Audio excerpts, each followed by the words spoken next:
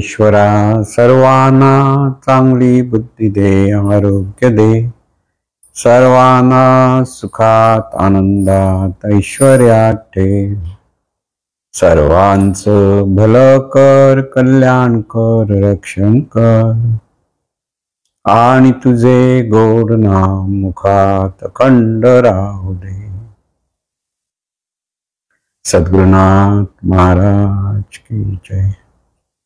सद्गुरु पैमावली मातोश्री माई यांना प्रथम कृतज्ञपूर्वक वंदन.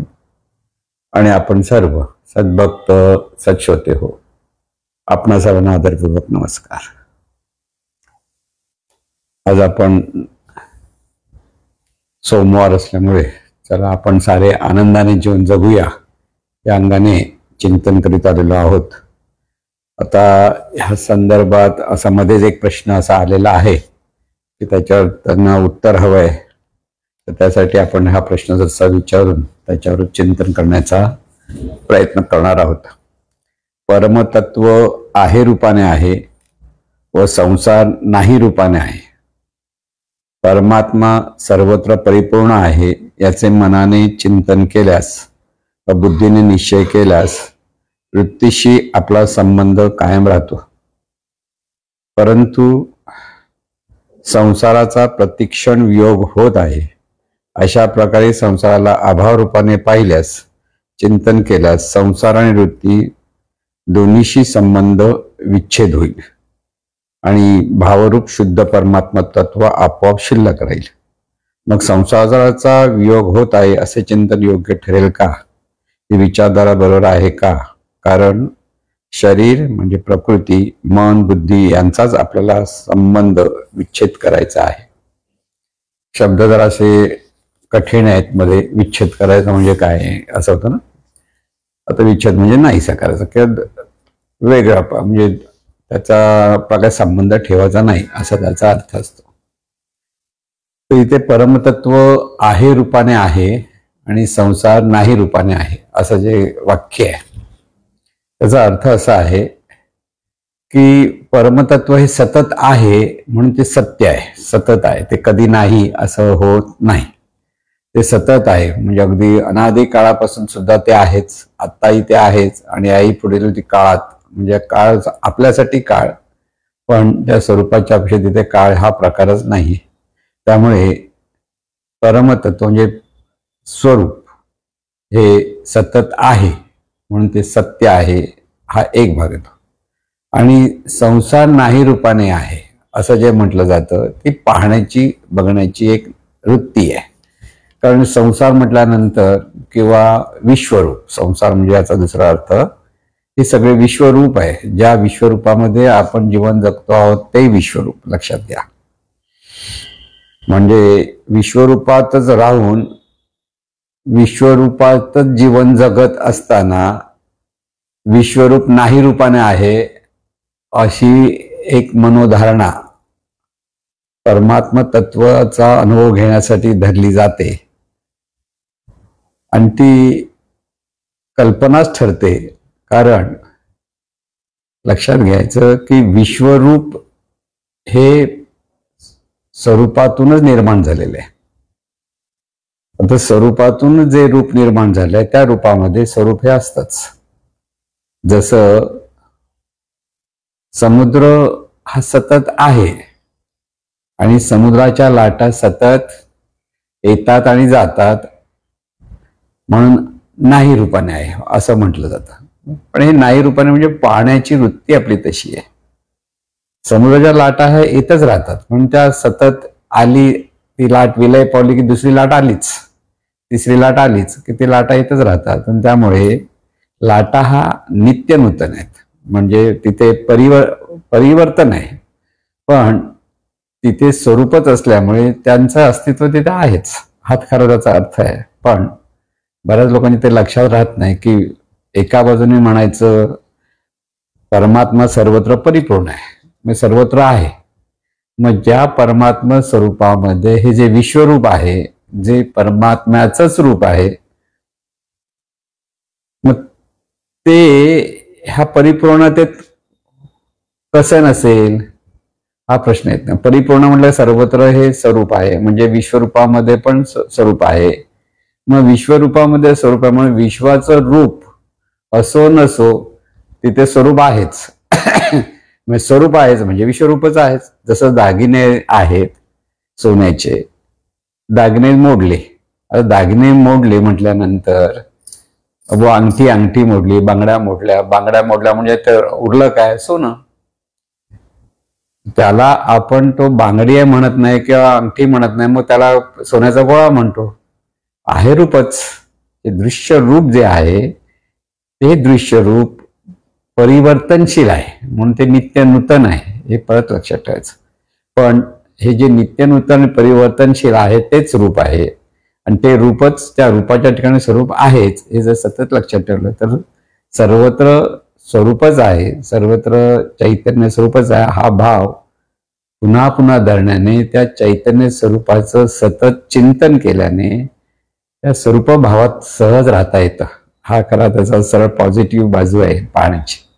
पण ज्यावेळेला काही लोकांना असं वाटतं की परमात्मा सर्वत्र परिपूर्ण आहे, याचे मनाने चिंतन केल्यास, बुद्धीने निश्चय केल्यास वृत्तीशी आपला संबंध कायम राहतो. आता हे वृत्ती म्हणजे काय? तर मी अमुक आहे हे जे स्फुरण आहे, मी आहे म्हणजे आहेच स्फुरण, मी अमुक आहे ही वृत्ती होते. ही वृत्ती म्हणजेच ही वृत्ती संकल्प विकल्प केला जातो त्याला मन म्हटलं, आणि हीच वृत्ती निश्चयात्मक असते तर त्याला निश्चय म्हणजे निश्चयात्मक असतं त्याला बुद्धी म्हटलंय. म्हणजे बुद्धी आणि मन ही दोन्ही वृत्तीचीच रूप आहेत. म्हणजे मन, चित्त, बुद्धी, अहंकार हे जे आपण नेहमी अंतरेंद्रिय म्हटलं जातं. हे अंतरेंद्रिय म्हणजे काय? मन म्हणजे संकल्प विकल्प करणारी वृत्ती, म्हणजे विचार करावं की न करावं अशी जी भावना असते त्या वृत्तीला मन म्हटलं. आणि निश्चय केला जातो की असंच आहे तर तिथे त्या वृत्तीला बुद्धी म्हटलेलं आहे. म्हणून मनाच्या आणि बुद्धीच्या ठिकाणी निश्चय केला की मनाच्या ठिकाणी सतत कल्पना केली तर आपला वृत्तीशी संबंध कायम राहतो. म्हणजे इथे हे सगळं चैतन्य स्वरूपच आहे हे एकदा लक्षात आलं की तिथे वृत्ती नसते तेही चैतन्य, शरीर नाही तेही चैतन्य, मन, चित्त, बुद्धी, अहंकार ह्या वृत्ती चैतन्य, या भावात जर पाहायला लागलं तर सगळीकडे चैतन्य स्वरूपच आहे हे पाहता येतं. म्हणून मोठी रेघ आणि छोटी रेघ असं जे आपण म्हणतो की एखादी रेघ आडवी आपण एका फळावर रेखाटली तर त्या रेघेला जर छोटं करायचं तर कसं करता येईल? तर काय करायचं म्हणायचं, त्याच्या रेघेला छोटं करायचं. एक मोठी रेघ तिच्या पुढे काढली की ती छोटी झाली.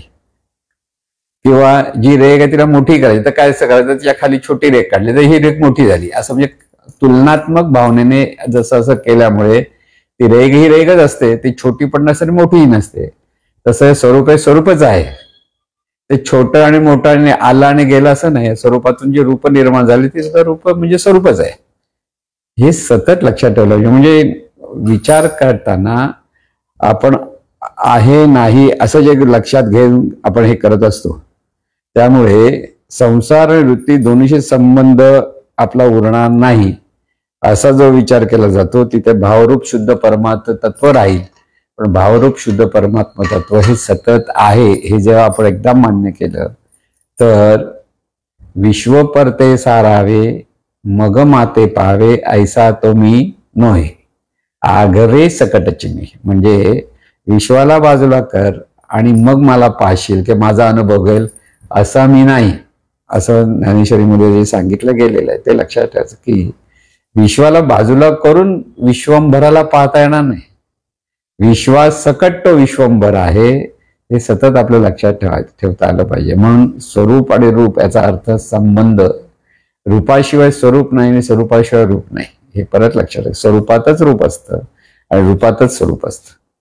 आणि म्हणून विश्वाला बाजूला करेल म्हणून विश्वाचा विश्व नाही करून तिचं आपण त्याच्यापासून दूर करता येईल असं जे मनाने आपण ठरवलं तर आपोआप सगळं दूर होईल आणि तिथे परमात्म तत्व राहील असं त्याचा अर्थ होऊ शकत नाही. नकारात्मक भूमिकेतून पाहिल्यामुळे ती नकारात्मक दृष्टी मात्र आपल्याला तयार होईल. म्हणून जे आहे ते तसंच्या तसं स्वीकारता आलं पाहिजे ही पहिली लक्षात घ्यायची गोष्ट की हे जे चैतन्य स्वरूप आहेच, लक्षात घ्या. आता परमातत्व, परमात्म तत्व म्हणजे काय? चैतन्य स्वरूप.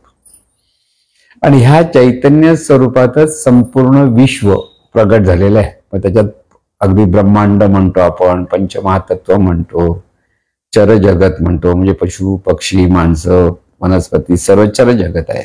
आणि अचर म्हणजे डोंगर, दर्या, नदी, नाले, समुद्र, हे सगळं अचर जगत आहे. हे सगळं आहे कशात आहे? या स्वरूपाच्या सागरात आहे. जसं समुद्रात लाटा आहेत तसं चैतन्याच्या स्वरूपाच्या सागरामध्ये ही सगळी विविध रूप प्रगट झालेली आहेत. आणि हे विविध रूप प्रगट म्हणजे त्या विविधतेतला आनंद घेण्यासाठी ती रूप प्रगट झालेली आहेत. बरं, ते प्रगट झालेलं रूप आणि आपणही ते रूपच आहोत. आता आपण रूप आहोत म्हणजे परत काय आहे? ते चैतन्य स्वरूपाचे आपण रूप आहोत. आणि हे आपण रूप असल्यामुळे रूपाला नावं ठेवण्यात किंवा रूपामुळे स्वरूपाचं स्मरण होत नाही म्हणणं म्हणजे आपला गोंधळ आपण वाढवत जाण्यासारखंच आहे.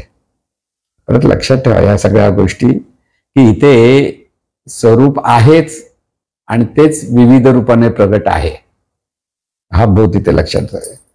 त्याला जीवनविद्या व्यवस्था रूप असं नाव देते, की विशिष्ट नियमाने हे स्वरूप स्वतःच्या ठिकाणी प्रगट होतं, त्याला रूप असं म्हणतात. म्हणून ही विविध रूप म्हणतो. त्या विविध रूप म्हणजे विविध नियमाने प्रगट झालेले वेगळे वेगळे ही रूप आहेत. तर विविधता आहे ती नियमामुळे विविधता आहे, पण मुळात ती एकाच स्वरूपाची आहेत. आणि एकाच स्वरूपाची असल्यामुळे किती रूप विविध दिसली तरी तिथे चैतन्य स्वरूप आहेच.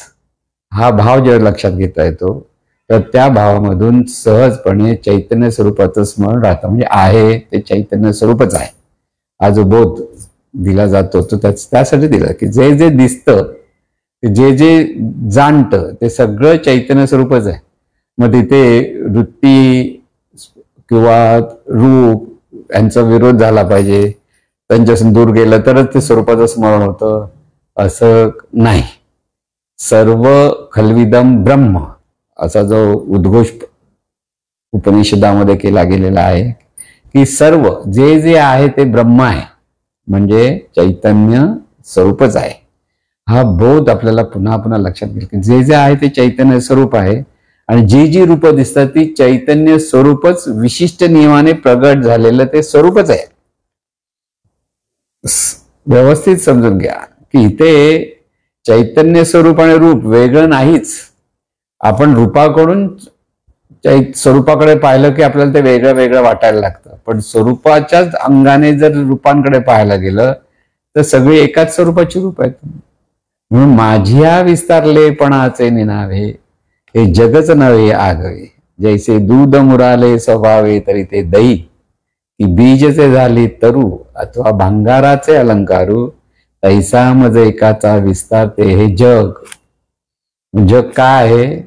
मज एकाचा विस्तार. जो एक आहे, जे स्वरूप एक आहे ते एकच स्वरूप अनेकत्वाने प्रगट झालं आणि त्यालाच आपण रूप म्हणतो. रूप स्वरूपापेक्षा वेगळं नाहीच आहे किंवा स्वरूपाशिवाय रूप हे शिल्लक राहू शकत नाही. किंबहुना जीवनविद्येने असं सांगितलेलं आहे की जे वजा केले असता रूप शिल्लक राहत नाही त्याला स्वरूप म्हणतात. म्हणजे लाकडाची खुर्ची आहे आणि त्या लाकडाच्या खुर्चीचं स्वरूप काय? लाकूड. त्या खुर्चीतून लाकूड वजा केलं तर रूप शिल्लक राहत नाही. सोन्याचे दागिने म्हणजे सोनं हे स्वरूप आणि दागिने हे रूप आहे. ह्या दागिन्यातून सोनं बाजूला काढा म्हटलं तर रूप दागिना उरणारच नाही. तसंच रूपातून स्वरूप बाजूलाच करता येत नाही आणि म्हणून रूपाच्या ठिकाणी स्वरूपाला पाहता यायला लागलं तर सर्वत्र हे चैतन्य स्वरूपाचा आनंद घेता येतो. जीवनातला सगळा आनंद आपल्याला चाकता येतो, नाहीतर जीवन कोरडं होऊन जाईल. सगळं हे जी रूप आहेत आणि त्या रूपाला अनुभवण्यासाठी परमेश्वराने देहाची निर्मिती केलेली आहे, मानवी देहाची. आणि ह्या मानवी देहाची ज्या निर्मितीमध्ये ही जी सर्व पंचज्ञानेंद्रिय आहेत, लक्षात घ्या कशी रचना आहे पहा.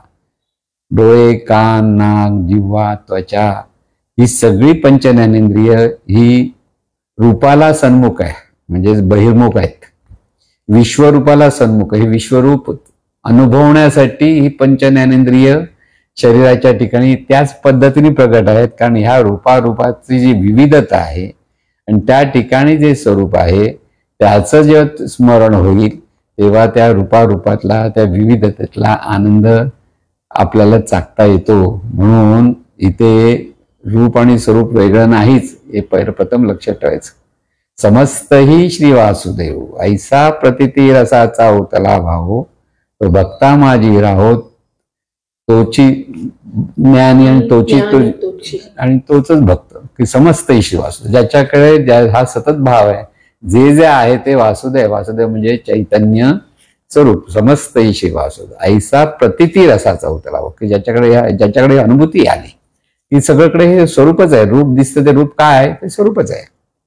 म्हणून समस्त श्री वासुदेव ऐसा प्रतिती रसाचा उतला भाव, तो भक्ता माझी राहो, तोच खरा भक्त, श्रेष्ठ भक्त. आणि ज्ञानी या तोच खरा ज्ञानी. हे ज्ञानेश माऊलींनी सांगितलेलं आहे, ते लक्षात घ्या बरोबर. आणि म्हणून ह्याला बाजूला कर, हे नको ते नको, ह्याला सोडा त्याला सोडा आणि मग स्वरूपाचं स्मरण होईल असं होऊ शकत नाही. उलट तिथे बराच गोंधळ निर्माण होईल. जे आहे त्याला धरा आणि तिथेच स्वरूप कसं आहे याचं चिंतन करा. जे समोर दिसतं ते प्रत्येक ठिकाणी हे स्वरूपच कसं आहे हे पहा. म्हणून एका बाजूने जे जे दिसतं ते स्वरूपच आहे आणि ह्या स्वरूपाला जो पाहतो ते पाहणारं तत्व सुद्धा स्वरूपच आहे. म्हणून इथे कशाचाच विच्छेद करायचा नाहीये, तर सर्वांचा आपण स्वीकार करता आला पाहिजे. लक्षात घ्या, प्रत्येक गोष्ट ही स्वरूपाच्या भावामध्ये, स्वरूपाचंच रूप आहे किंवा स्वरूपच आहे या भावामध्ये जेव्हा आपण स्वीकारायला लागतो तेव्हा सहजपणे प्रत्येक गोष्टीचा आनंद आपल्याला घेता येतो. विश्वामधील प्रत्येक गोष्टी, त्यासाठी विवेक पाहिजे, शहाणपण पाहिजे, दोन्ही गोष्टी लक्षात ठेवायचं. म्हणून विश्व परते सारावे मग माती पाय, म्हणजे विश्वाला बाजूला करेन मग मला पाशेल, तसं मी नाही. ते विश्वासकट मी आहे, म्हणून विश्वालाही बाजूला करायचं नाहीये, कारण आपणही त्या विश्वाचा एक अंगच आहोत. आणि मग आपणच आपल्याला बाजूला कसं करणार, हा एक मोठा त्रासदायकच विचार ठरेल. आपण आपल्याला बाजूला करून मग स्वरूपाला पाहिन, तूच उरणार नाहीस तर स्वरूप कसा पाहशील. आणि म्हणून हे सगळं चिंतन लक्षात ठेवायचं की चैतन्य स्वरूप एक आहे आणि एकच चैतन्य स्वरूप अनेक रूपाने प्रगट आहे. लक्षात घ्या. आणि प्रत्येक रूपामध्ये स्वरूपच अधिष्ठान रूपाने, तिथे स्वरूपच आहे.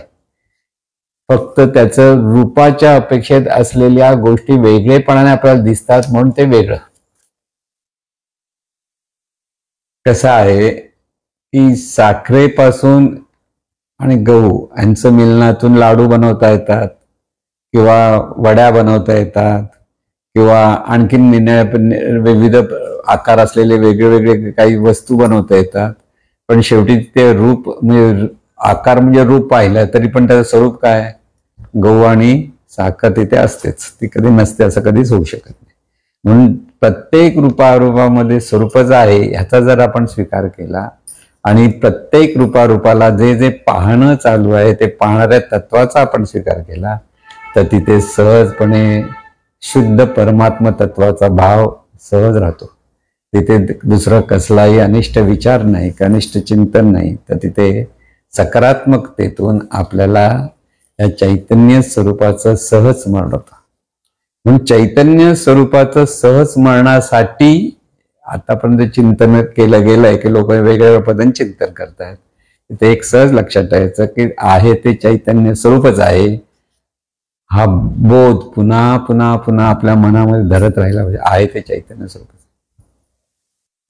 दिसतं, जे जे दिसतं ते रूप आहे, पण तिथेही चैतन्य स्वरूपच आहे.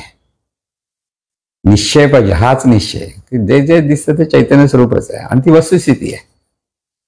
आणि जे जे जाणत आहे, जिथून जाणलं जातं, जे जे जाणते तेही चैतन्य स्वरूपच आहे. म्हणजे ते दृष्टा म्हणजे पाहणाराही चैतन्य स्वरूप आहे, दृश्य तेही चैतन्य स्वरूप आहे. म्हणून चैतन्य भावातून सर्वत्र पाहिजे.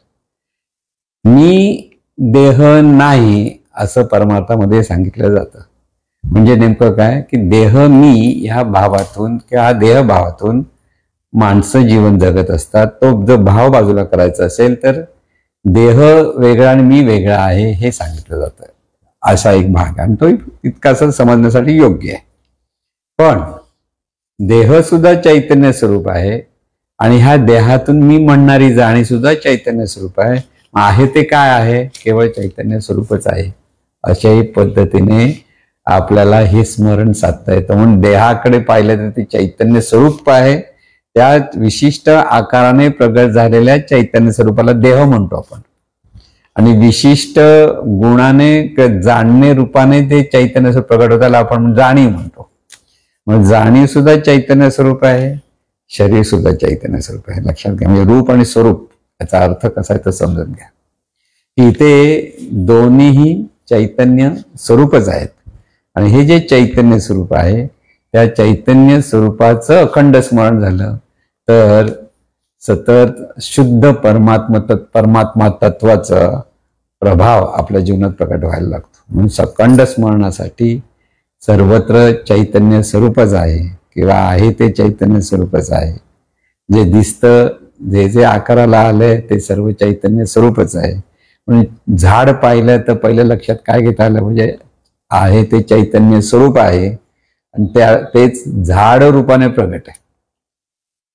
कावळा पाहिला तर चैतन्य स्वरूपच कावळा रूपाने प्रगट आहे. म्हणजे त्या आकाराने प्रगट आहे त्याला कावळा म्हणतो आपण. चैतन्य स्वरूप विशिष्ट आकाराने प्रगट त्या आकाराला चिमणी म्हणतो.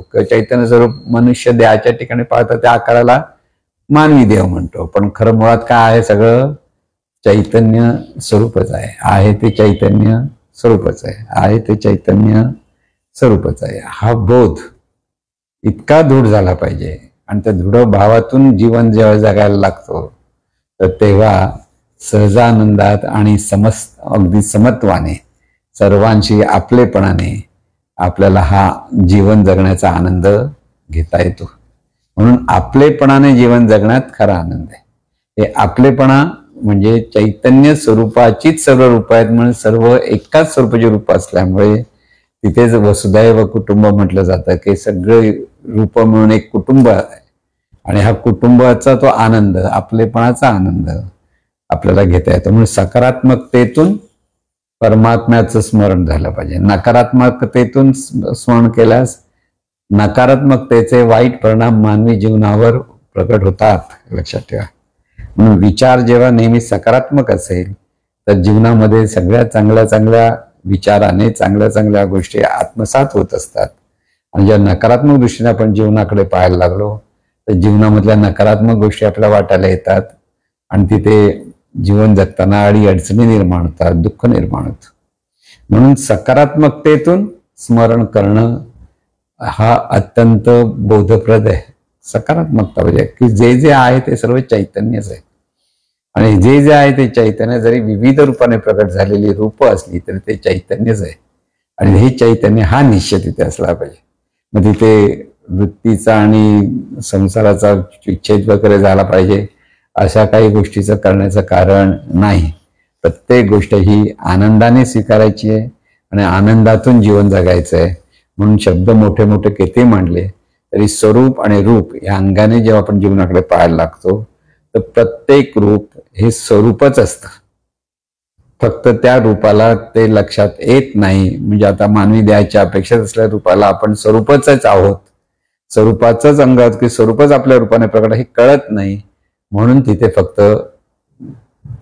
देहभाव म्हणा किंवा अहंकार म्हणा किंवा विकार म्हणा हे सगळं प्रकट होतात. मग आहे ते चैतन्य स्वरूपच आहे की हे सगळं जीवन चैतन्य स्वरूपाचंच आहे. या जीवनातून जे जे जाणलं जातं ते चैतन्य स्वरूपच जाणतं. तिथे मी पण नाही उरत आणि माझंही नाही उरत, मग कसली वृत्तीही नाही उरत. आहे ते फक्त चैतन्य स्वरूपच आहे. या आनंदात जीवन जगता येतं आणि म्हणून असा आनंदाने सर्वांनी जीवन जगावं ही सद्गुरूचरणी प्रार्थना. हे ईश्वरा सर्वांना चांगली बुद्धी दे, आरोग्य दे, सर्वांना सुखात आनंदात ऐश्वर्यात ठेव. सर्वांचं भलं कर, कल्याण कर, रक्षण कर. आणि तुझे गोड नाम मुखात खंड राहू दे. सद्गुरुनाथ महाराज